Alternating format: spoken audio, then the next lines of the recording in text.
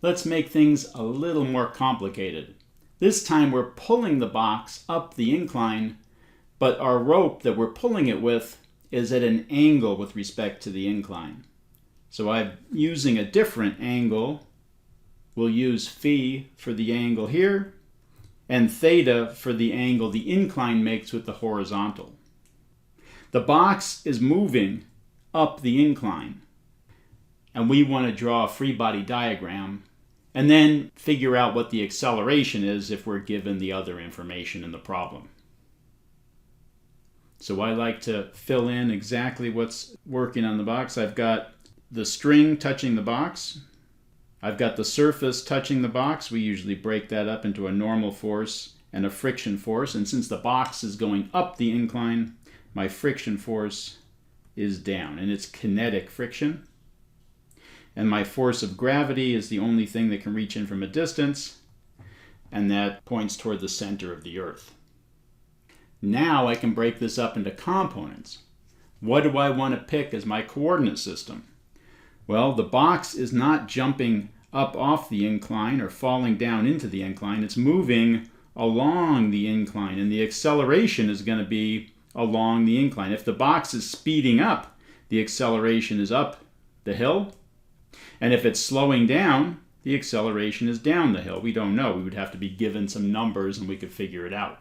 But it's going to be somewhere along the direction of the inclined plane. So we'll pick that as one of our directions. And we'll pick perpendicular to that as our perpendicular direction.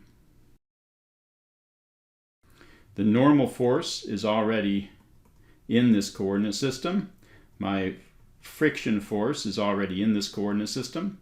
I'm going to break up the tension into a T cosine phi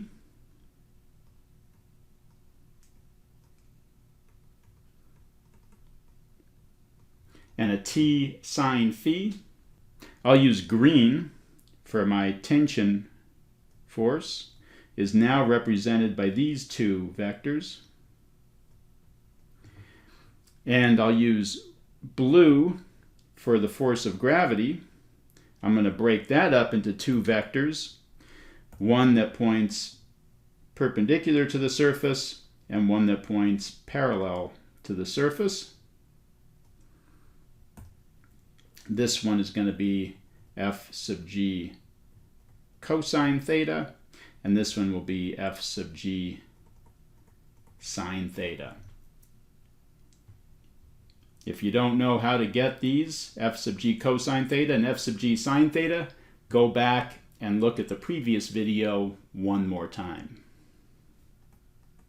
Now we can apply Newton's second law, F equals ma. This is a vector equation. We can split that up into component form.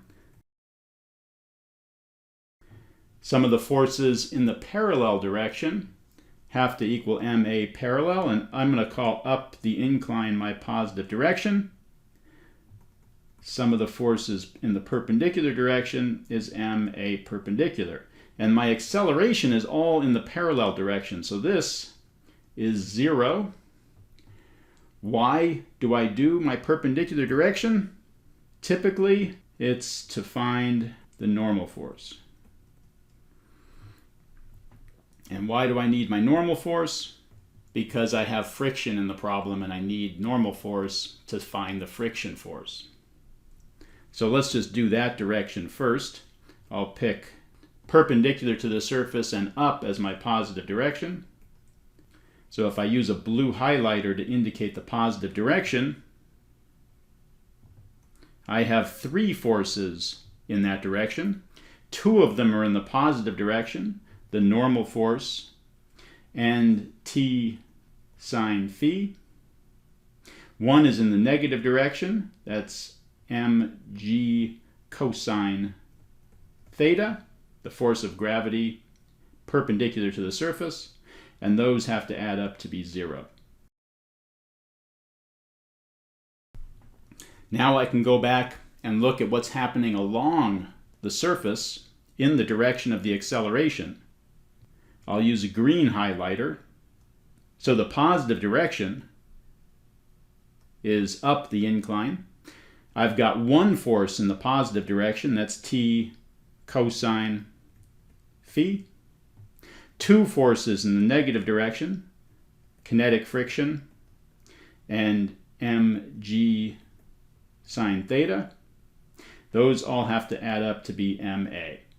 And it's the only acceleration in my system, so I'm not going to call it parallel anymore. I'm just going to call it a. It's the acceleration of my block. The only thing I have to do now is plug in for my friction force mu k times the normal force. And if everything else is given in the problem, like the tension and the angles and the coefficients of friction and the mass, then I can solve for the acceleration.